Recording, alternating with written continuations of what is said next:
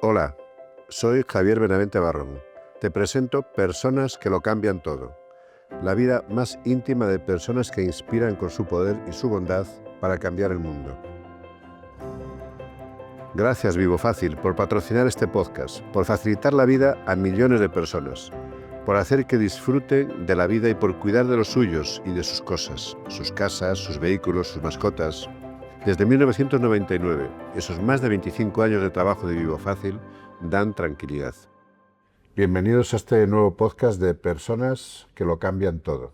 Y hoy tenemos con nosotros a Visila Bococo, una gran persona profesional, una persona que no podemos definir a qué se dedica con una sola palabra, porque ella es escritora, es conferenciante internacional, es emprendedora, es empresaria, gestora.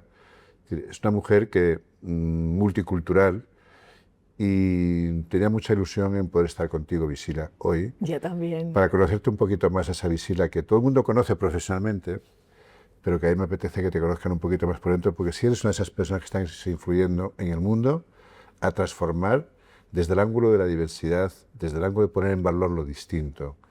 Y eso pues es de muy agradecer en el siglo que vivimos y las épocas que vivimos. Pero Visila, me gustaría que dijeras un poco a los que van a escuchar esto, antes de nada, para ti, ¿quién es Visila Bococo? Pues mira, soy de todos sitios y de ninguno, ¿no? Porque creo que muchas veces nos definimos pues por dónde venimos, ¿no? Y yo creo que hay que empezar por ahí, por de dónde soy, para saber a dónde voy. Y vengo pues de unas raíces africanas, mis padres son de Guinea Ecuatorial, nacida en Valencia, pero también americana de adopción, porque llevo más tiempo viviendo en el país donde más tiempo he vivido en mi vida es en Estados Unidos y también forma parte de mí. Creo que también pues soy madre, ante todo, de 2 hijos, de 23, una niña y un niño de 20, que no son niños, pero para mí siempre lo serán. Y bueno, pues también casada con Ulrich, alemán, una familia súper multicultural. Creo que la familia define quién soy, ¿no? Porque es la columna vertebral de todo lo que hago y todo lo que para mí importa. Y luego muy española, muy valenciana también. Valenciana porque naciste en Valencia, Sí, ¿eh? sí. ¿Y qué recuerdas de aquellos años cuando naciste? Bueno, pues ¿Quién era aquella niña? Pues yo era una niña pues súper tímida, ¿no? Con muchísimos miedos, ¿no? Y una niña pues que descubrió con 7 años que era negra. Entonces me acuerdo que la profesora nos cambió de clase, de sitio, y entonces me sentó al lado de un niño y este niño se puso a llorar como si no hay mañana y empezó, por favor, no me sienten con ella, que yo no quiero ser negro como ella, ¿no? Y yo me quedé así un poco como parada diciendo, ostras, se pensó que ser negro era contagioso o algo así.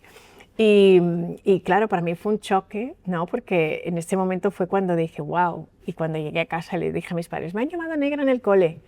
Y entonces me dijeron, bueno, pues mírate al espejo, ¿sabes de qué color eres? Y yo, bueno, pues tanto como negra, no, marrón, porque para mí negro era esto, ¿sabes? Entonces, bueno, para mí definió un antes y un después en esa niña, porque mis padres me dijeron, mira, eres negra y eres mujer y no lo vas a tener nada fácil en la vida. Y todo lo que hagas va a tener una trascendencia en cómo te vean los demás.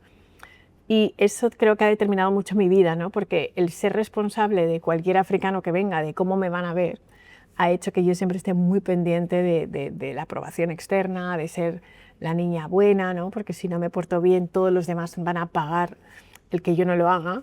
Y creo que será la niña que crece en una Valencia muy poco diversa, ¿no? Es una ciudad donde en ese momento no se veían tantos negros, ¿no? Yo ya digo, era la única en el colegio, luego en el instituto 3 más, y en la universidad, que yo fui a una universidad privada en el CEU San Pablo, no había negros, ¿no? Entonces, toda mi vida ha sido definida por ser un poco la única en todos sitios, ¿no? En todos los entornos donde me he movido. ¿Y tus padres cómo te han ayudado en esto? Pues mira, han sido clave, ¿no? Porque me han insuflado pues, el orgullo, ¿no? de dónde vengo, ¿no? Y creo que también ahí hubo también algo muy importante, y es que mis abuelos se mudaron desde Guinea Ecuatorial a Valencia cuando yo tenía 12 o 13 años. Entonces, todo eso que yo rechazaba de mí, teniendo tantas crisis de identidad, ¿no? Porque yo quería ser blanca, ¿sabes? Decía, a mí, Dios, ¿por qué me has hecho negra? Qué complicado, ¿sabes? O sea, siempre tengo que ser la única, ¿no? Pero mis abuelos eran personas tan sumamente orgullosas de sus orígenes que eso a mí me ayudó mucho. Y luego mis padres tuvieron una buena idea y es que yo entendiera desde muy pequeña qué es ser negro en el mundo.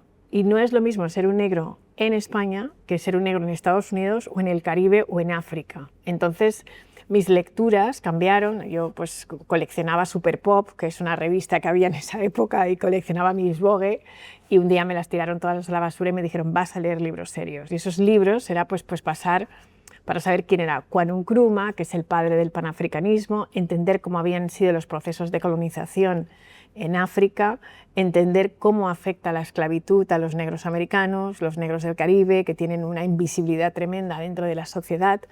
No es lo mismo un negro europeo, los diferentes movimientos, ¿no?, que se dieron un poco, sobre todo en Francia, ¿no?, a través de cuando empezó a ser negro pues, algo positivo, ¿no? O sea, cuando cambiaron el discurso y la narrativa y tuvieron cierta influencia en la cultura francesa, cosa que aquí en España todavía no pasó.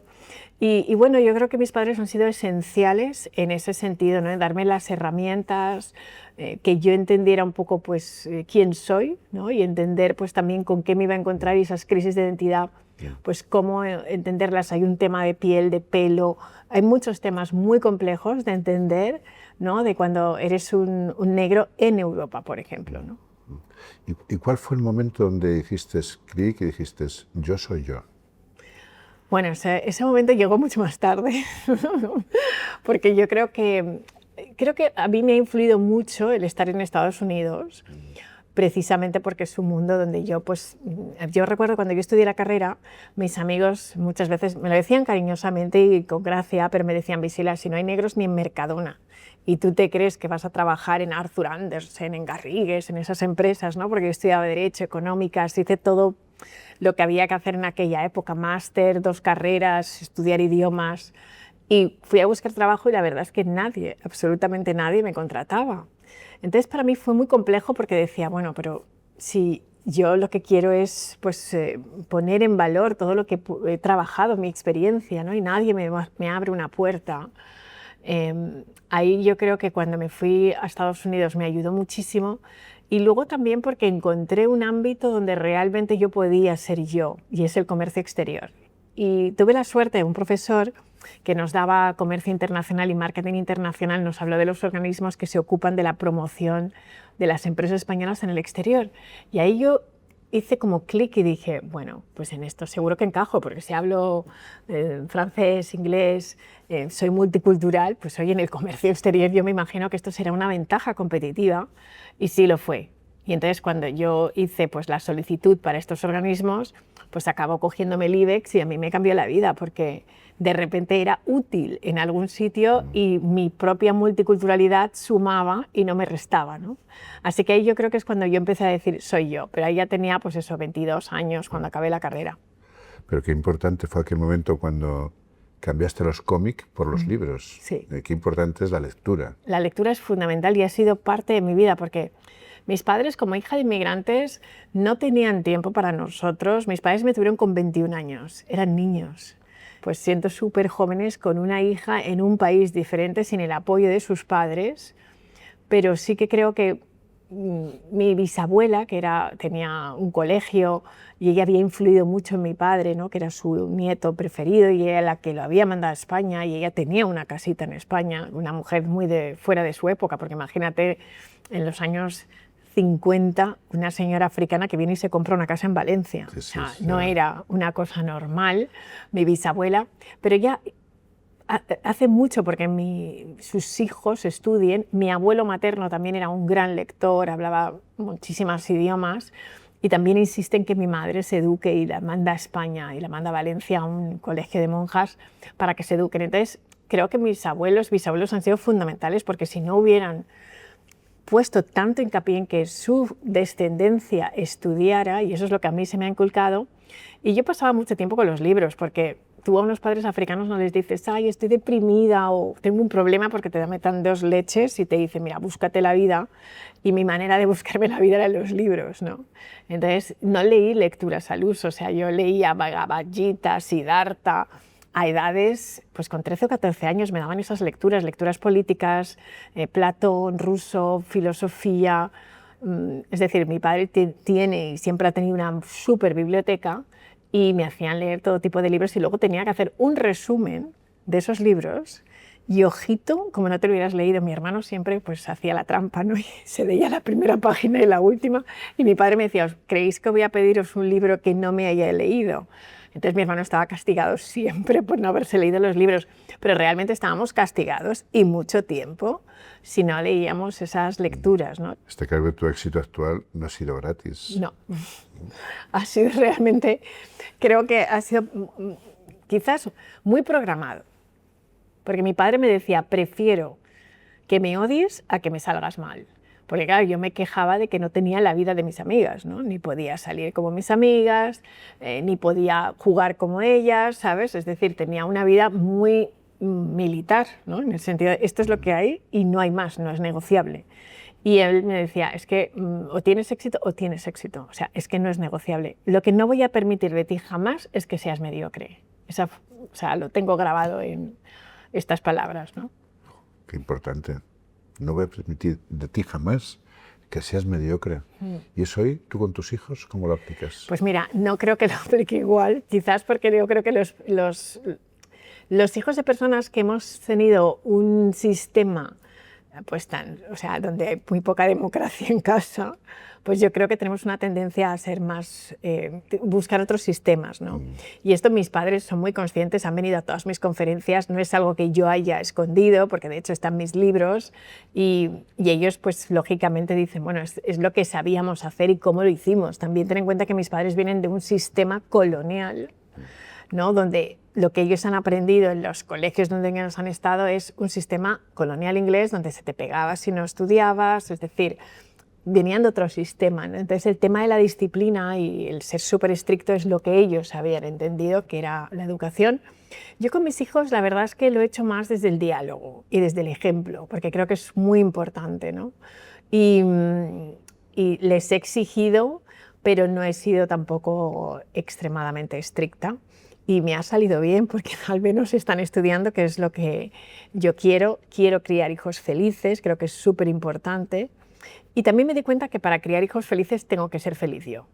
Porque creo que muchas veces las frustraciones que uno tiene dentro, pues a veces se las transmitimos a los padres. Es algo que yo he vivido y precisamente por eso he sido muy cuidadosa de cuidar de mi propia felicidad para que mis hijos nunca sientan que tienen que compensar nada con, ¿sabes? Que no necesitan demostrarme nada, sino que se tienen que dedicar de su propia felicidad. Eso es lo que yo he aprendido en mi propio camino, ¿no? Porque hubo algún momento de frustración tuya que...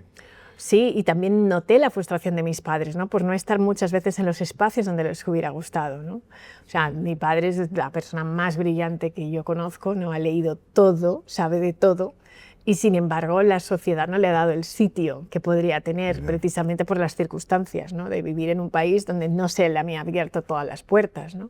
Aún así le ha ido muy bien porque sacar 4 hijos adelante, hemos vivido bien, hemos ido a colegios privados, o sea, han hecho todo lo posible para darnos todo, no es decir que no venimos de una necesidad extrema, pero ha sido con mucho esfuerzo, ¿no? Y una persona así en otro país, pues cualquier talento, ¿no? Estados Unidos es un país donde buscan el talento y les da igual de dónde vengas y te promocionan el talento. O sea, tener una beca en Estados Unidos, hay muchísimos españoles en el mundo de la investigación, en todo, que van con todo pagado porque vales, ¿no? Y entonces esos medios no siempre son tan fáciles de conseguir aquí, ¿no? ¿Y aquí por qué no? Bueno, pues yo creo que porque primero es un país donde realmente pues todavía este tipo de... Bueno, yo sé que ahora mismo en el tema de la investigación muchísima gente se va a otros países porque no se les da la oportunidad, ¿no? Ni el tema de las universidades está igual planteado, ¿no? Por ejemplo, el mundo del deporte.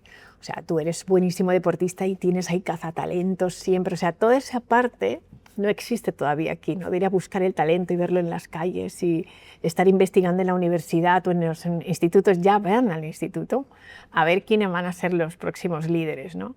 Y esa parte yo creo que es porque todavía tenemos un sistema educativo muy decimonónico, donde no sabes muy bien qué valor vas a aportar tú a la sociedad con todo lo que tú estás estudiando, ¿no? El sistema no está hecho para eso, para crear empresarios, para crear billonarios, para crear todo lo que se crea en este país, ¿no? Y no es que España ya mejora muchísimo, ¿eh? Que yo me he ido hace 26 años y es otra España, y ahora cada vez que vengo me deja alucinada de ver los cambios, ¿no? Estuve hace 2 semanas en el CEU San Pablo, que es mi alma mater, y vi las nuevas generaciones y tienen unos medios, pueden estudiar, tienen un acuerdo con Boston College, o sea, han cambiado muchas cosas. En mi época no pasaba todo eso, ¿no? Pero ahora sí que España ha avanzado muchísimo en materia educativa y hay otros sistemas, porque hay una transferencia de conocimiento. El tema del Erasmus, yo vengo de justo cuando el Erasmus empezaba, ¿no? O sea, no lo pillé, pero vengo de esa generación y creo que eso ha sido buenísimo para las nuevas generaciones, pero yo no viví eso, ¿no? Yeah. Tú eres una mujer aquí con un éxito tremendo, ¿eh? ¿Has notado diferencia en que se aprecie el valor de la diversidad, la importancia de la diversidad en la sociedad española? Yo en España me siento súper querida, súper respetada y creo que no tengo la sensación en ningún momento, incluso que sea solo por la diversidad, ¿no? Es decir, porque muchas veces el tema de, no sé cómo se diría en español, pero la affirmative action, ¿no? Como que te cojan porque eres la única persona en ese espacio.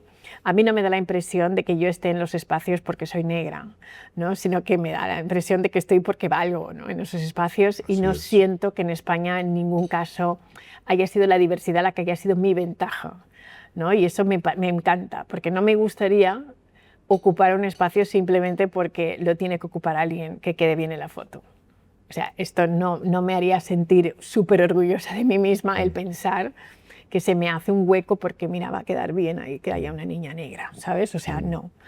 Creo que eso ha cambiado mucho en España y que lo que se está valorando ahora mismo es el talento, y hay talento en todos los colectivos, y el talento diverso creo que se valora, pero no solamente porque es diverso y es exótico, sino porque es bueno.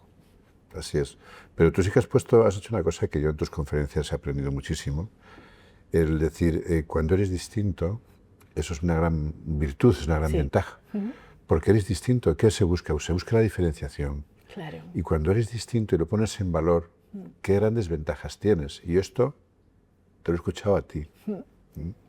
Decir a ti, hemos pasado de una situación donde ser diferente es algo negativo a decir, no, eres único, eres el mejor, no hay nadie como tú, ponlo en valor. ¿No? Sí, yo creo que hay que hacer una transformación, porque hay muchas maneras de ser diferente. En mi clase había niños pues, que tenían discapacidades, que pensaban de manera diferente, y esto era, o sea, yo me sentía como apartada, ¿no? Me acuerdo que había un niño que llevaba un aparato en la espalda cuando era pequeña y siempre los sentaban como a los dos juntos, no a los dos diferentes, ¿no?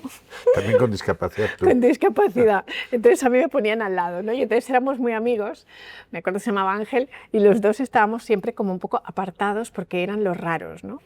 Y había un niño con síndrome de Down y también estaba en ese colectivo. Hoy ha cambiado muchísimo, porque si tú también tienes que hacer ese cambio, ¿no? Porque si no siempre te vas a estar aislando, y creo que es un tema también de uno mismo que tienes que hacer, porque tú, si no te ponen un sitio en la mesa, construye tú la mesa, ¿no? Entonces yo creo que le he dado valor a la diversidad precisamente porque me he dado cuenta de que las personas que somos diferentes aportamos y contribuimos a la sociedad porque pensamos de manera distinta, porque creo que hay una diversidad que ya es tan invisible, que es la mental. Y esa propia diversidad, por ser diferente, ya te hace pensar distinta y puedes aportar muchas cosas, ¿no? Y creo que es una ventaja porque siempre va a traer riqueza. La naturaleza ya es diversa, y el pensar que todos tenemos que ser estandarizados, que a veces lo que la sociedad nos ha pedido es no llames la atención, no te vistas así, no hagas, ¿sabes? Cuando hemos visto una persona así un poco rara, es rara, ¿no? Y ahora creo que ser raro es lo más... Eso sí, lo estándar ya no existe, no existe el empleado estándar, no existe el cliente estándar, no existe el ciudadano estándar, ya esto es un tablero de ajedrez. Totalmente personalizado, exacto, donde cada uno en su unicidad va a aportar valor al colectivo, ¿no? Así es. así es. Y cuando fuiste a Estados Unidos, ¿notaste una diferencia allí donde creías que ya todo el tema de raza tenía menos importancia y donde podías triunfar por ti misma, o también te costó? Bueno, lo que me di cuenta es que yo había romantizado muchísimo Estados Unidos. Claro, yo veía Bill Cosby, el show de Bill Cosby, ¿no? Entonces pensaba, oh, todas las familias negras viven súper bien y tienen de todo, pero claro, me llamó mucho la atención el ver los guetos. Y los guetos no eran solamente de personas negras, sino de hispanos, de rusos. O sea, en una ciudad como Nueva York ves los barrios estaban como, ¿sabes? Y es ese barrio y estás fuera de la sociedad, ¿no? ¿Qué es lo que a mí me llamó la atención? Que si realmente vales, puedes estar. Es decir, yo entré en un despacho de abogados y vi abogados de todo tipo, ¿no? Pues gente del Medio Oriente, podías ir con tu velo a trabajar. Entonces, eso hace 26 años para mí era wow. O sea, podías ir con el pelo azul. Me llamó la atención que tú podías ser quien quisieras ser y estar en el entorno realmente profesional. Y en el tema de raza, es cierto que está muy polarizado y que está guetorizado, pero también es cierto que hay oportunidad. ¿En qué otro país del mundo veríamos un presidente negro? Es decir, creo que yo que lo viví, y el 2008 para mí fue también un antes y un después, porque me ayudó a sentir que todo es posible, ¿no? O sea, yo recuerdo cuando Obama ganó las elecciones, independientemente del partido, estoy hablando simplemente de la persona, para mí era como, wow, everything is possible. O sea, yo también puedo serlo. Porque claro, en el 2008 yo no tenía absolutamente la posición. En aquel momento yo era la directora de la Cámara de Comercio de España-Estados Unidos, pero esa circunstancia me ayudó a soñar con que todo lo que yo quisiera soñar era posible, ¿no? Y que podías estar en cualquier posición. Yo antes sentía como que tenía que pedir permiso para estar en cualquier lugar y en ese momento me di cuenta de que no, o sea, todo aquí es posible. Lo que importante es esto de que todo es posible y que al final es una cuestión también de actitud, de querer cada uno, ¿no? Pero has dicho algo muy importante, el tema de los guetos, ¿no? Y me vino a la mente ahora en España, con la inmigración, que necesitamos, con aportación de valores, etcétera, etcétera. Pero uno de los problemas que yo veo precisamente es los guetos. Y eso, no sé si eso beneficia. No, no beneficia. Yo creo que es muy importante integrar a las personas en la sociedad y luego entender que si tú formas parte de una sociedad, lo primero, por ejemplo, hay algo que en Estados Unidos pasa y es que mucha gente no habla el inglés. O sea, tú no puedes vivir 30 años en un país sin hablar la lengua. Es complejo porque eso crea muchísima más xenofobia y crea muchísimos más problemas sociales cuando tú te aíslas. Entonces yo creo que ¿dónde está el desafío para España en este momento, donde tenemos muchísima inmigración? Es cómo esas personas se integran. Porque yo soy hija de inmigrantes, pero nosotros nos hemos integrado dentro de la sociedad, nuestros amigos, nuestras personas. O sea, yo no siento que no se me haya integrado en los círculos, ¿no? Y las personas afrodescendientes que han nacido aquí como yo, que hay muchísimas, también forman parte de la sociedad y creo que es muy importante hacer ese esfuerzo de ver cómo estas personas la integran, porque en Europa está habiendo un grave problema gracias a eso. O sea, Francia tiene ese problema, Alemania tiene ese problema y España está ya teniendo ese problema. Y tú como experta en la gestión de la diversidad y de todo esto, ¿tú qué dirías? ¿Qué propondrías? ¿Sabías que 3 de cada 4 trabajadores de los servicios centrales de Vivo Fácil son personas con discapacidad? Pues sí, ellas son precisamente los motores del cambio. Y tú como experta en la gestión de la diversidad y de todo esto, ¿tú qué dirías? ¿Qué propondrías? Bueno, yo creo que hay conversaciones que la gente no quiere tener, ¿no? Y entonces, cuando realmente estas personas están aquí, hay que ver cómo realmente forman parte de la sociedad, ¿no? Y para eso empezamos por la educación. O sea, el primer punto es la educación, ¿no? Y las personas no estamos educadas en la diversidad. La diversidad tiene que empezar desde el principio, desde el colegio, ¿no? Las empresas tampoco están preparadas para la diversidad, por eso no contratan tampoco a estas personas, ni se les integran, y tienen mucho miedo de integrarlas. Y ahí yo creo que necesitamos pues, organizaciones como la Fundación Diversidad, que necesita pues, buscar canales donde las empresas sientan que esa diversidad va a ser positiva, porque al final las empresas son el motor de la sociedad. Queremos culpar al gobierno de estas circunstancias y es muy fácil culparle, pero como nosotros como sociedad civil, ¿qué vamos a hacer? Están aquí, hay que hacer algo, ¿no? Entonces no podemos culpar siempre al gobierno de que estas cosas no ocurran, y la integración tiene que ser pues desde las escuelas, ¿no? Hay muchos problemas sociales dentro de estos colectivos, ¿no? Yo he conocido muchos profesores que sienten que estos niños están apartados de la sociedad, no se les integra, los otros amigos no les integran. Es un trabajo de toda la sociedad. Sí. De todos los que están aquí, los que Exacto, vienen también, de un esfuerzo de integración de todos, ¿no? Exacto. Me alegro que hayas nombrado la Fundación Diversidad, en la cual somos compañeros. Bueno, somos compañeros de la Fundación Diversidad y además nos conocimos haciendo el documental del Camino Interior, que fue donde nos conocimos por primera vez. Tuve la fortuna de conocerte ahí. Yo también. Y la verdad es que ha sido todo un honor, ¿no? Pero tú has tenido una carrera profesional brillante. Si uno entra en Internet, YouTube, cualquier sitio, estás en todos los lados. Las principales compañías te contratan para dar conferencias. Eres impresionantemente buena en todo ello. Gracias. Saliste de España, te fuiste a Estados Unidos, trabajaste en la Cámara de Comercio Hispanoamericana. Entonces, y ahora eres una mujer brillante y súper reconocida. Pero seguro que has tenido a lo largo de todos esos procesos momentos complicados que has tenido que saltar. Muchísimos, muchísimos. Mira, el momento más complicado, no diré el más, pero de los más complicados fue desde luego cuando a mí me echan de la Cámara de Comercio de España y Estados Unidos, ¿no? Para mí es un antes y un después.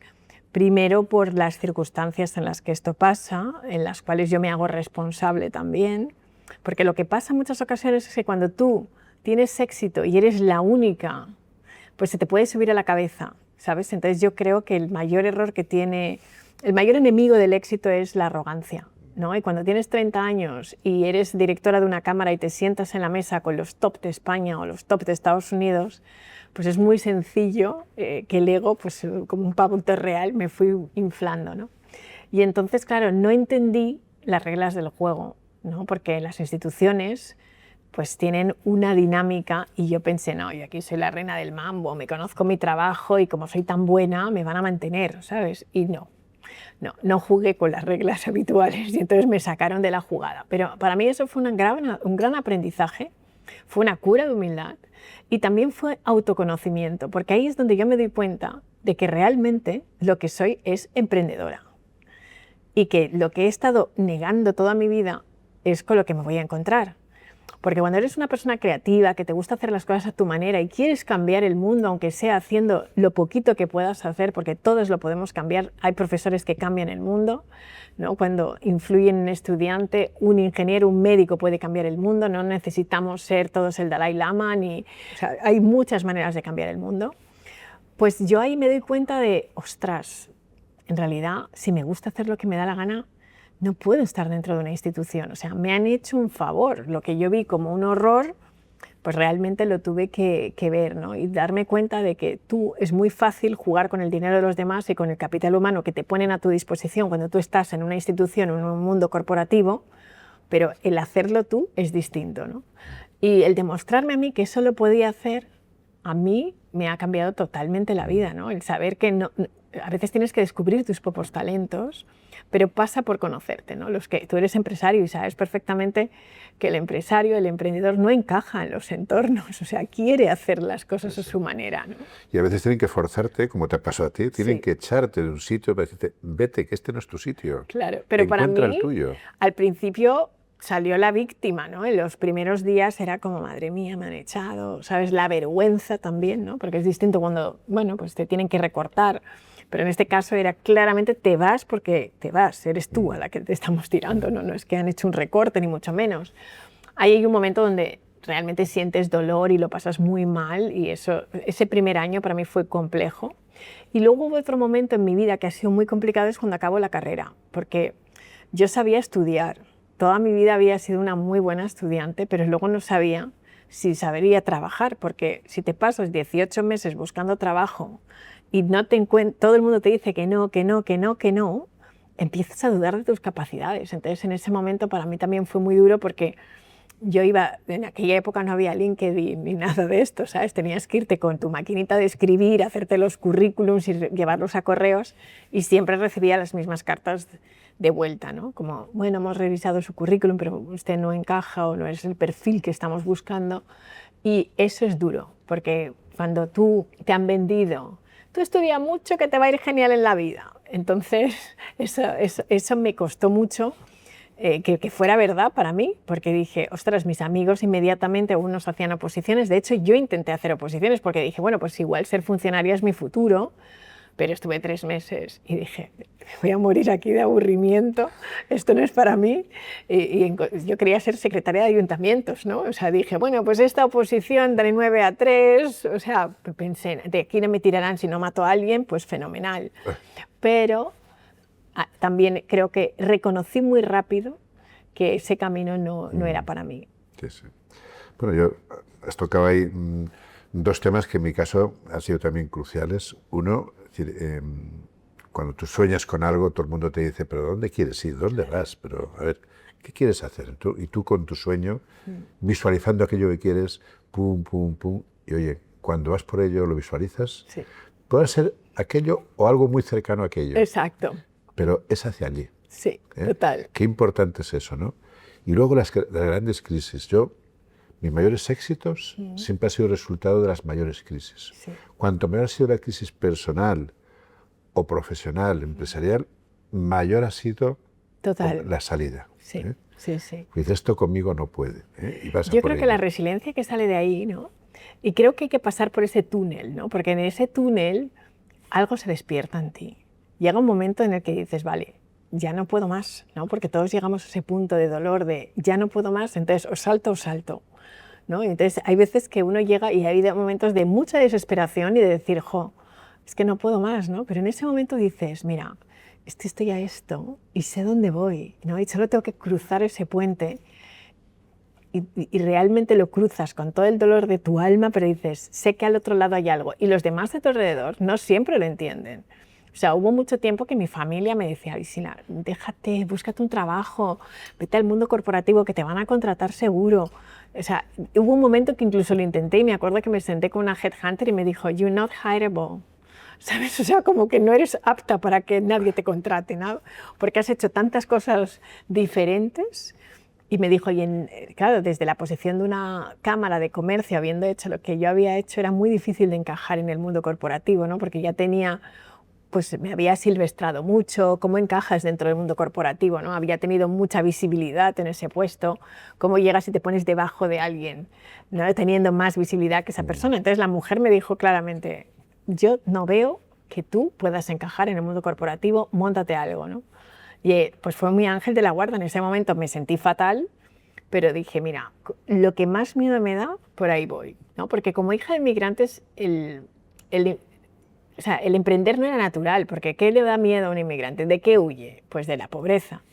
Entonces, lo que más miedo le puede dar a un inmigrante es no tener dinero en algún momento determinado. Entonces, el emprender, cuando tú has tenido pues un sueldo, unos bonos, y yo que tenía todo programado y sabía todo lo que ibas a ganar en un año, o sabía que si cumplía ciertos objetivos y los había siempre cumplido o excedido, pues este dinero iba a ser para mí, ¿no? Entonces todo eso lo sabía. En el mundo corporativo te ponen objetivos y los cumples y de repente el objetivo te lo tienes que poner tú. Sabes que tienes que pagar unas facturas, tienes que empezar una empresa y empezar de cero. Pues eso me daba pánico. O sea, es lo último en la vida que yo me esperaba hacer cuando estaba estudiando la carrera, era lo último, pero al final ha sido lo que más gran satisfacción me ha dado. Sí, ¿no? Sí, ser emprendedor no es nada fácil, no. Hay que estar un poco loco también para ser emprendedor. Yo creo que sí. Yo cuando terminé la carrera, yo fue al revés, yo era muy mal estudiante. Y digo, a mí no me contrata nadie. O me lo monto por mi cuenta, o no me va a contratar nadie. ¿no? Entonces, y por eso me empecé. Claro. Pero en tu caso, es muy complicado como emprendedor. ¿Y cuál fue el momento, cuál fue la chispa que hizo que pegaras el salto ya como emprendedora? Recuerdo que me empezó a ir muy bien al principio porque emprendí haciendo algo que sabía hacer, ¿no? Que era apoyar a las empresas españolas a entrar en Estados Unidos. Entonces, prácticamente me convertí en mi propia cámara de comercio. Lo que pasa es que para no competir con la cámara, porque tenía un acuerdo de no competir, pues lo hice de otra manera, ¿no? Pues como embajadora de una marca, ¿sabes? Entonces, siendo embajadora de una marca, pues también eso no lo puede hacer una cámara de comercio, con lo cual me metí también en moda, en gastronomía y en cultura, en 3 sectores que sabía que además para mí iba a ser como no trabajar, porque me encanta comer, me encanta vestir, me encanta la cultura, con lo cual lo vi como un juego y me empecé a ir súper bien. Y luego de repente pues empecé a perder todos los clientes, o sea, como la empresa empezó a ir súper bien y de repente ¡pum!, una caída, ¿no? Y esa caída yo pensé, ostras, qué fuerte, o sea, me echan, ahora empiezo una empresa, me caigo, me vuelvo, me arruino, no, literal, me arruino. Y entonces en ese momento también pensé, ostras, esto no es para mí, ¿no? Porque cuando tú te arruinas, lo bueno es que me arruiné en Estados Unidos. Si me hubiera arruinado en España, seguramente nunca más hubiera empezado, porque aquí arruinarse es lo peor, ¿sabes? O sea, lo vemos cuando dicen, esta artista está en la ruina. O sea, aquí en España eso además es como que se ensayan la prensa diciendo esto, ¿no? En Estados Unidos, si no te has arruinado 3 veces, no eres nadie. Y es una parte de tu camino y es lo que te ayuda. Entonces, eso hizo que yo, el estar en un país donde esto no es un estigma, sino que es un impulso para volverlo a intentar, hizo que yo lo volviera a intentar, pero desde otro lugar. Porque claro, yo emprendí desde el miedo al principio. Voy a hacer lo que sé hacer. Pero cuando yo empiezo a pensar, digo, ¿pero realmente te gusta esto? Si quizás ya has acabado esa etapa de tu vida, hay que emprender en algo completamente diferente. Entonces yo tenía que crear algo que no existe, ¿no? Porque el Service y Lavacoco era nuevo. Tenía que crear una marca y tenía que emprender desde otro lugar. Y eso era, pues, utilizar mi fuerza creativa, que no la había puesto. Entonces, cuando emprendes desde el amor, desde lo que realmente soy y lo que quiero hacer, ahí es donde empieza el éxito. Si emprendes desde algo, porque mucha gente dice, voy a montar este negocio porque me han dicho que esto va a ser la pera, ¿no? Pues inteligencia artificial. Si tú no te gusta nada la tecnología y emprendes en tecnología para seguir una tendencia, porque los números explican que va a ser así, es muy fácil que no tengas éxito. Yo creo que hay que emprender desde quién eres y desde el amor. Si emprendes desde el miedo, y eso yo vi la diferencia, ¿no? Pues sí, suevas, pero ¡pum!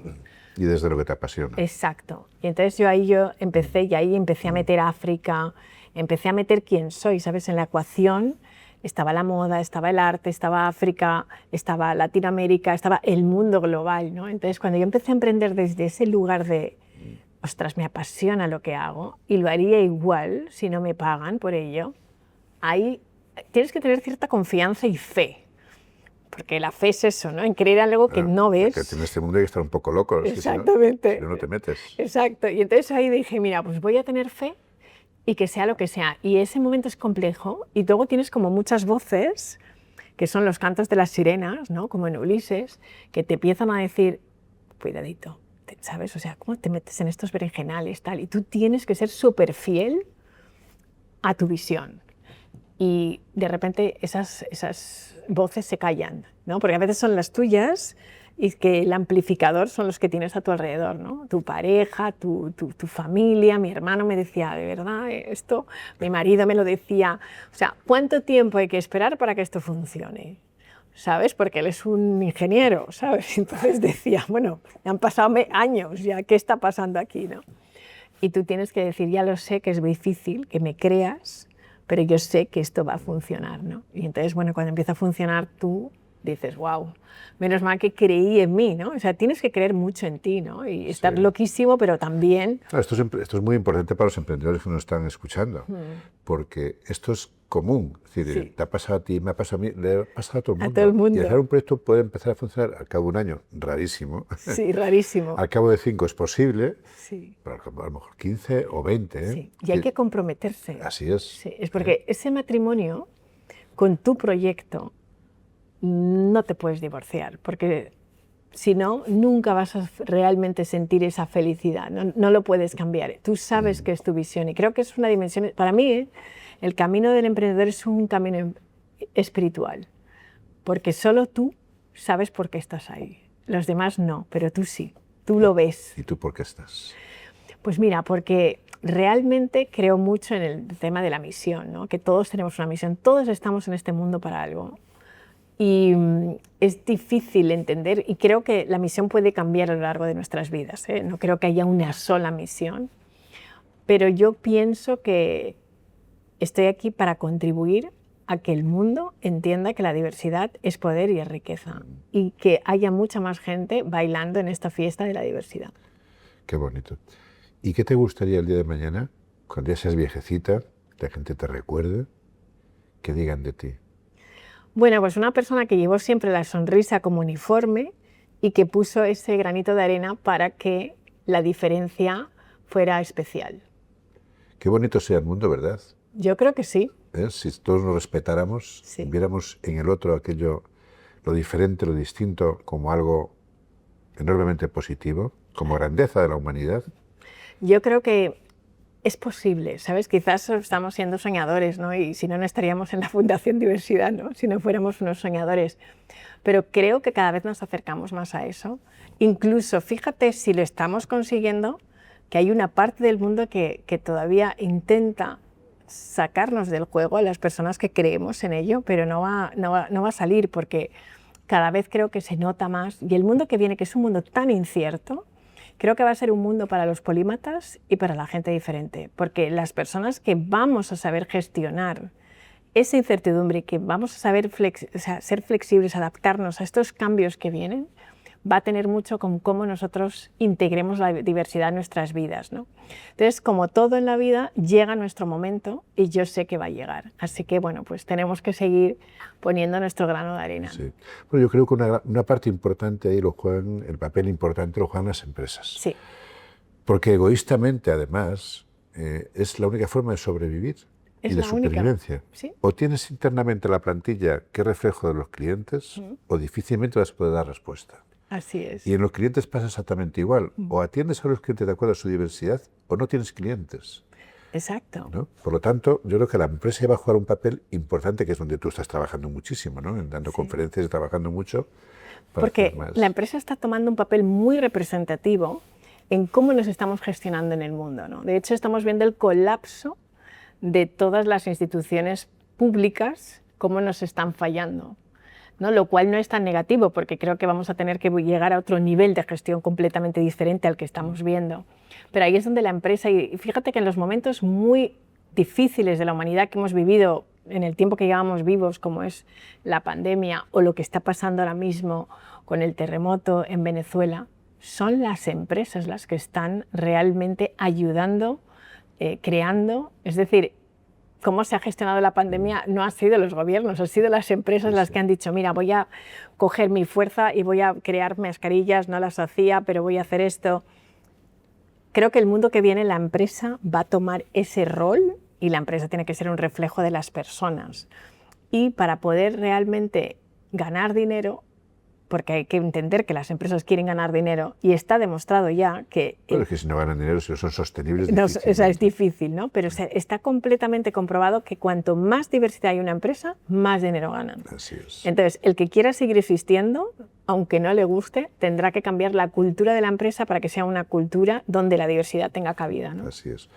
Priscila, como nos queda poco tiempo, sí me gustaría que resumieras un poco qué estás haciendo ahora, cuáles son tus pasos siguientes, qué estás haciendo.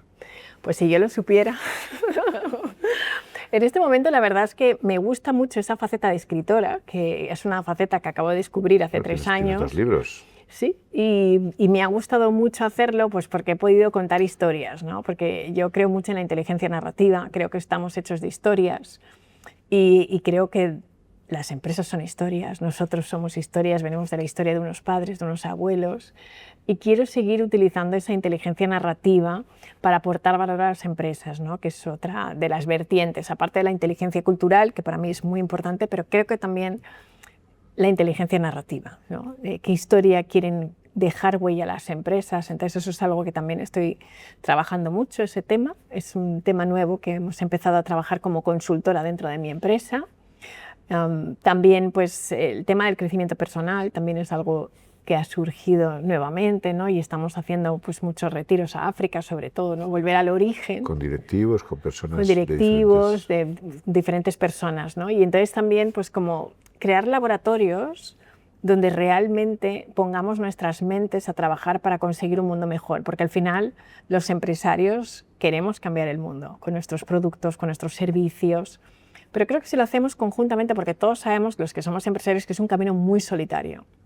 Y realmente no hay un lugar donde tú realmente tienes a tu equipo y lógicamente, pero si te sales de ahí y tuvieras a tus peers, ¿no? A personas que tienen los mismos problemas que tú y podáis ponerlo en valor, entonces ahora estoy creando con muchas de estas experiencias, ¿no? Como laboratorios, lo llamo VisiLab, ¿no? Un laboratorio de ideas donde pongamos las cosas en común para crear algo en común.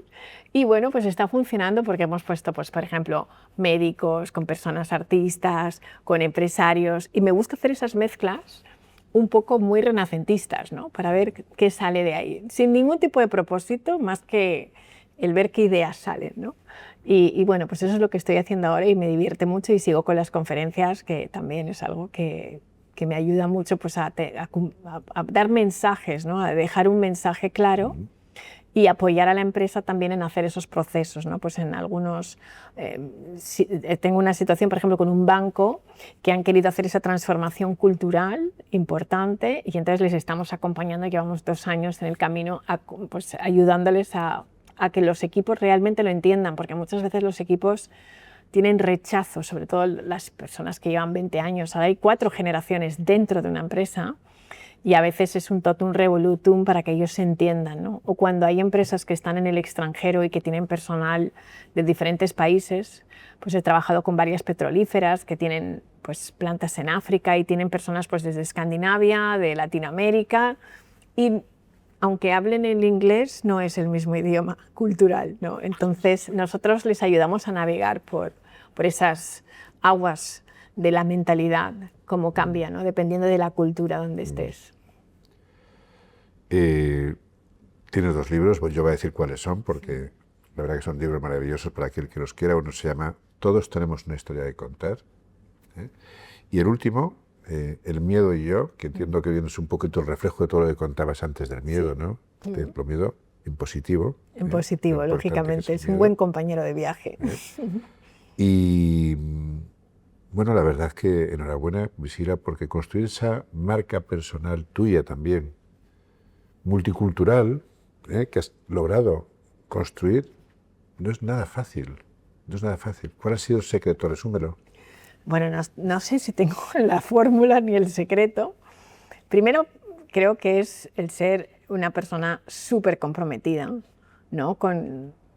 con el cambio, con la transformación. Yo me he tenido que transformar en otra persona para ser hoy quien soy y quitarme muchos miedos, ¿no? Por eso he querido darle al miedo ese papel fundamental, porque yo he tenido mucho miedo a que no me quieran, buscando la aprobación externa continuamente, ¿no? Y para construir una marca personal que seas tú y seas auténtico, te tienes que quitar muchos de esos miedos. El miedo también a brillar. Hay un miedo que mucha gente desconoce, pero se llama el complejo de Jonás, y creo que más personas tenemos miedo a brillar porque lo que tú has dicho, ¿no? Que estábamos tan estandarizados, ¿no? Y entonces si eres distinto, ¿qué pasa, no? Entonces, para yo poder construir esta marca, lo que tengo que hacer es quitarme ese complejo de Jonás y no tener miedo a brillar, ¿no? Porque al final mi brillo no es mío, es alumbrar a los demás para que brillen, ¿no? Entonces, cuando tú te quitas esa responsabilidad de que no estás brillando porque tienes que brillar, sino porque realmente ayudas a que los demás vean su luz, eso cambia el juego, ¿no? Y eso yo creo que ha sido lo que me ha ayudado a que yo haya estado en paz y en armonía con mi propia marca. Visira, te voy a pedir un favor. Entonces, al final siempre, cuando tenemos a alguien como tú, pues queremos que nos digas unas palabras mirando a cámara, ¿eh? Hay muchas personas hoy, en el mundo, en España y en el mundo en general, que se sienten distintas, que se sienten fuera, que no saben cómo salir adelante y cómo, bueno, dar ese paso, ¿no? Cómo atreverse. Me gustaría que tú le dijeras unas palabras para todas estas personas que se sienten un poco ahí apartadas y que quizás requieran pues, un poco de fuerza. ¿Qué les dirías? Bueno, a mí lo que me sirvió, la verdad es que no tengo ninguna fórmula especial, solamente puedo hablar de lo que ha sido mi experiencia, pero para mí la experiencia ha sido que he dejado de denominarme como diferente y he empezado a pensar que soy especial. Entonces yo os diría que sintáis que sois especiales porque todos somos especiales, únicos e irrepetibles. La diferencia te aleja de los demás y el ser especial te acerca. Y también diría que no dejes nunca que tus miedos sean más grandes que tus sueños. Qué bonito. Gracias, Visila. Gracias por estar aquí en Personas que lo cambian todo. Y yo creo que es claro que tienes que estar aquí. Con este título de podcast tenías que estar. Así que Gracias. muchísimas gracias, Visila. Gracias. Esto es todo por hoy. Si te ha gustado, te invitamos a seguirnos, a compartirlo y a dejarnos tu valoración con 5 estrellas. Con tu apoyo podemos llegar a más personas que buscan inspiración para liderar el cambio, para transformar el mundo a mejor. Gracias por formar parte de este movimiento. Recuerda esto, no es la especie más fuerte la que sobrevive, sino la que lo cambia todo. ¿Y tú, cómo quieres contribuir al cambio? Te espero en el siguiente capítulo. Entra en vivofacil.com y disfruta de la vida.